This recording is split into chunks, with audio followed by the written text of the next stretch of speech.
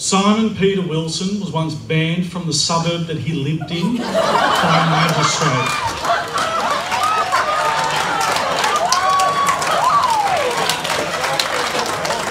Simon Peter Wilson was once infatuated with a grown New Zealand man by the name of DJ Ray Dell, who lived in the Clock Hotel.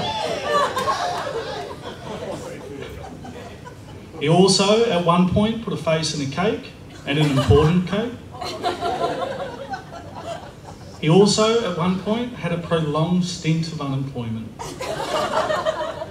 Such is Simon's heart, that he knew that whoever he was to court had to work for it. And Simon Peter Wilson put Natasha Wilson through the absolute trials and hardship of her life so that he knew that she was steadfast and dedicated to the cause that was his endless love and devotion.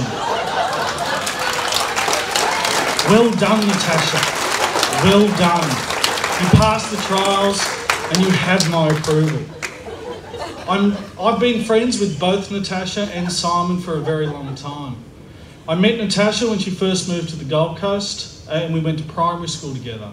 I don't remember when we met, but I assume I was probably an arsehole to her because that's who I was back then.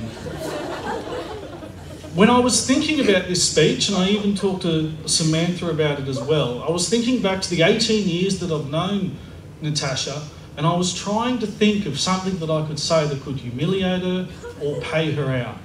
And such is who Natasha is as a person, that in 18 years, I could not think of a single thing until today, when she showed up.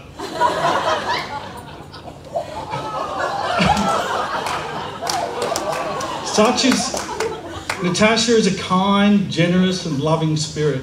And it's those qualities that allow her to be well suited into the Wilson family.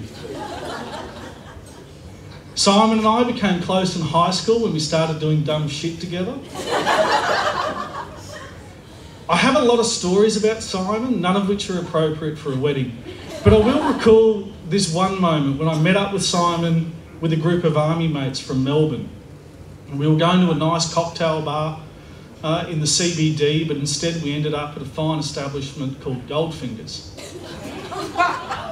And I remember an 18-year-old colleague of Simon's who had lost his military ID, which I was assured at the time was very important. And he was walking sad and mopey at the back of the group, and he just kept saying, "This never happened before Wilson. Before Wilson showed up, things were nice. People didn't lose things before Wilson showed up."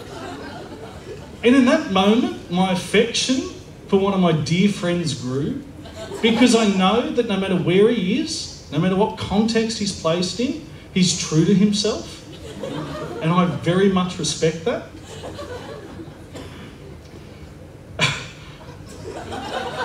I would very much like to personally congratulate the Wilsons for what they've done today. It's a very special feeling when you find someone and you make a decision that that's it, you're done, you're happy, and you're going to confess that to everybody in your life that you like and some people that you don't. So I'm incredibly happy for the Wilsons. Before I finish, I would actually like to say one last thing.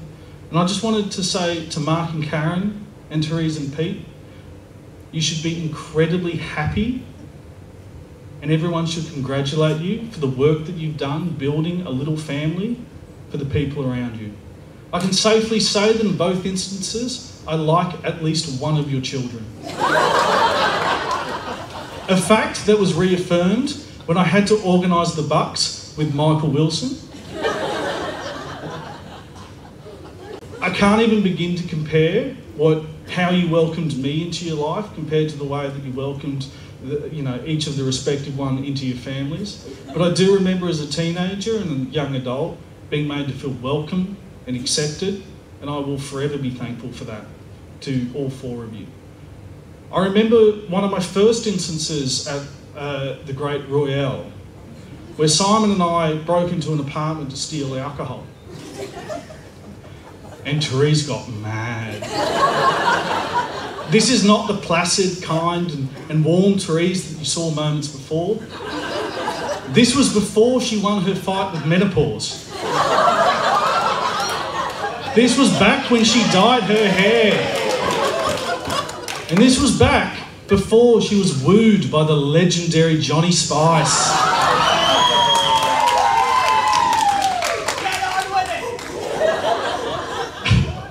Still to this day, I think Therese blames Bryce Simpson. And so I'm using this very public forum to come clean.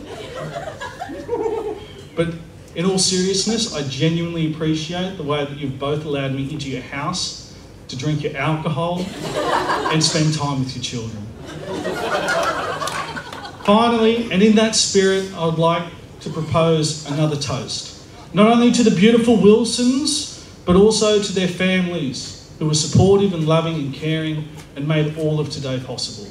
So to the Wilsons and their kin, I wish you health, I wish you happiness in whatever way that comes and whenever that comes. Cheers.